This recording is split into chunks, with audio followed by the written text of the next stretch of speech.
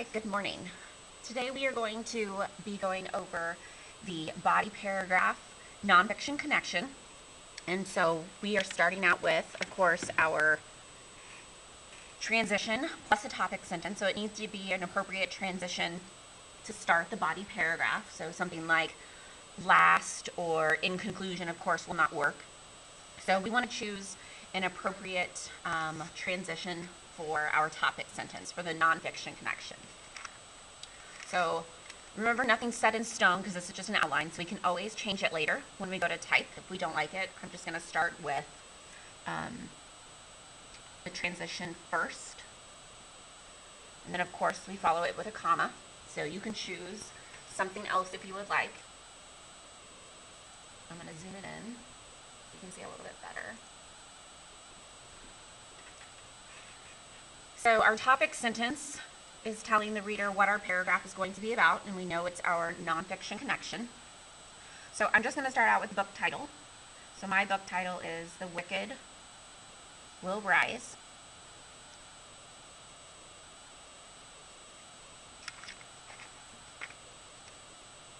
And we always underline book title, so do that before you forget. The Wicked Will Rise has connections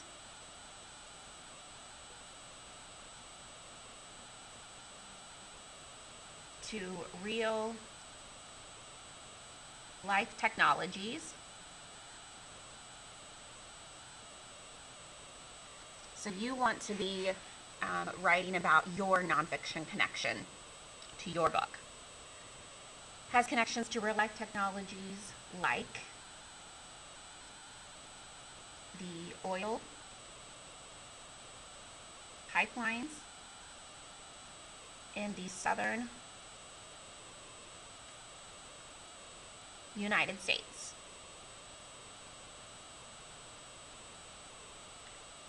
And if I'm going too fast, feel free to pause at any time, or you can rewind.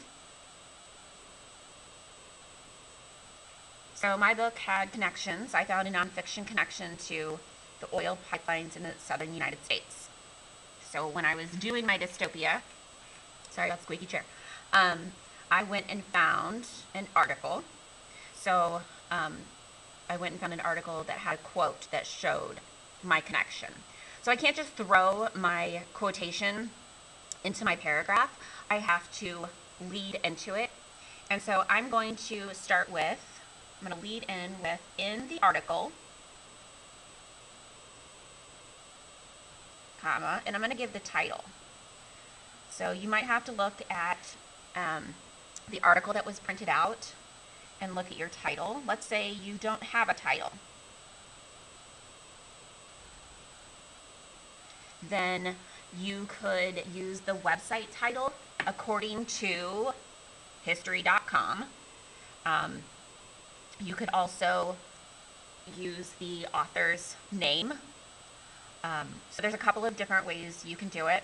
I just find it easier if there's a title to refer to the title. In the article, crude oil pipelines. And then mine came with an author as well. So I'm going to give the author's name, which happens to be really long. The U.S. Department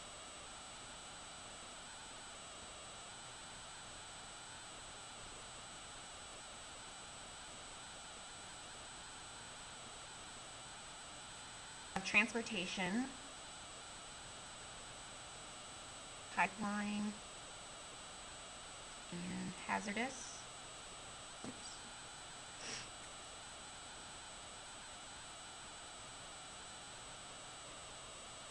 Materials Safety Administration states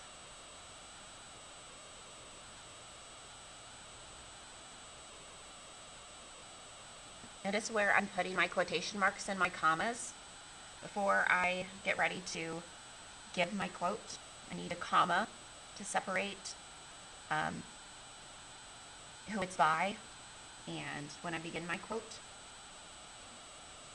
And then I start my quote. Crude oil, notice it's the beginning of a sentence, I need to capitalize. crude oil provides. So you are writing down your quotation that you found a connection to your book. Foundation.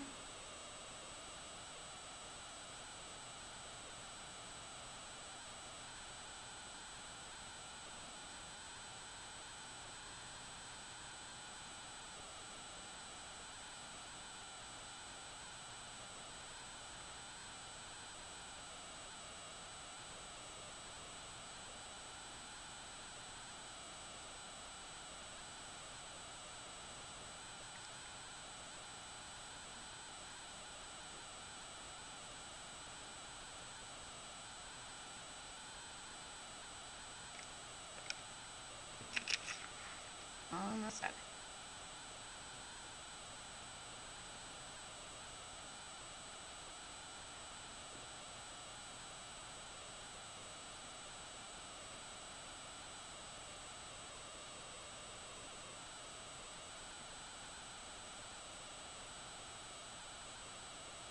Okay, so I end with quotation marks. Even though I already gave the author, U.S. Department of Transportation Pipeline and Hazardous Materials Safety Administration, so long, I need to put in parentheses as well the pipeline hazardous. It just happens to have an acronym that stands for Pipeline Hazardous Materials Safety Administration. So that's why I'm using the abbreviation, because it has one. You, if you have an author, will probably just want to use the author's last name and then followed by a period. No period here, because MLA format makes the period go there. All right. So now we are ready for our lead to introduce our quote from our dystopia, our novel. So we've already given the title up here. So it's not necessary that we refer to it every time as the title, The Wicked Will Rise. So I'm just going to say, in the novel, it states, comma, and then I'm going to give my quote from my novel. So you are writing down your quote from your novel.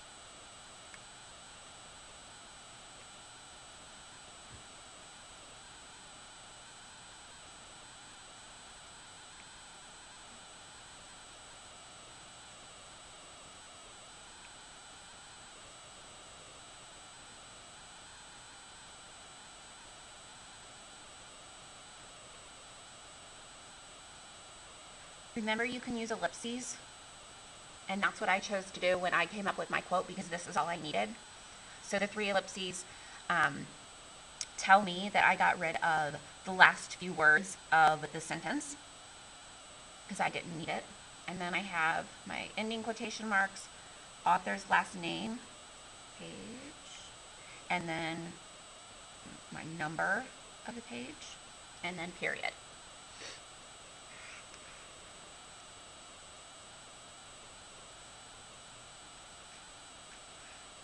All right, the last thing I need to do for this paragraph is I need to elaborate. I need to tell about my connection between my nonfiction article and my novel. So I need to explain. And you should have already done this on your nonfiction connection paper. You just might need to elaborate a little bit more, especially if you're being repetitive in what we already said up here, that my book has connections to real-life technologies like oil pipelines in the southern United States. So here is what I've come up with. In the book,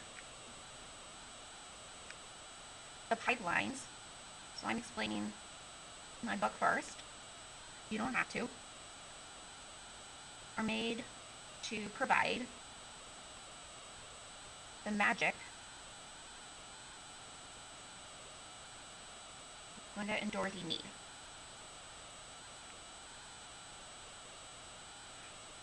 And now I'm going to tie it all together.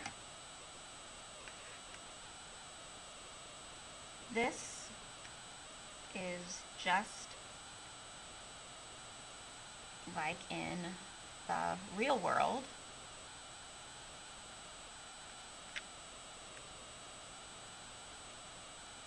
With pipelines providing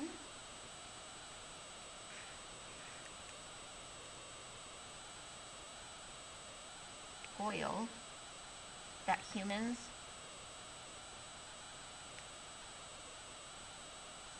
need for plastics and fuel.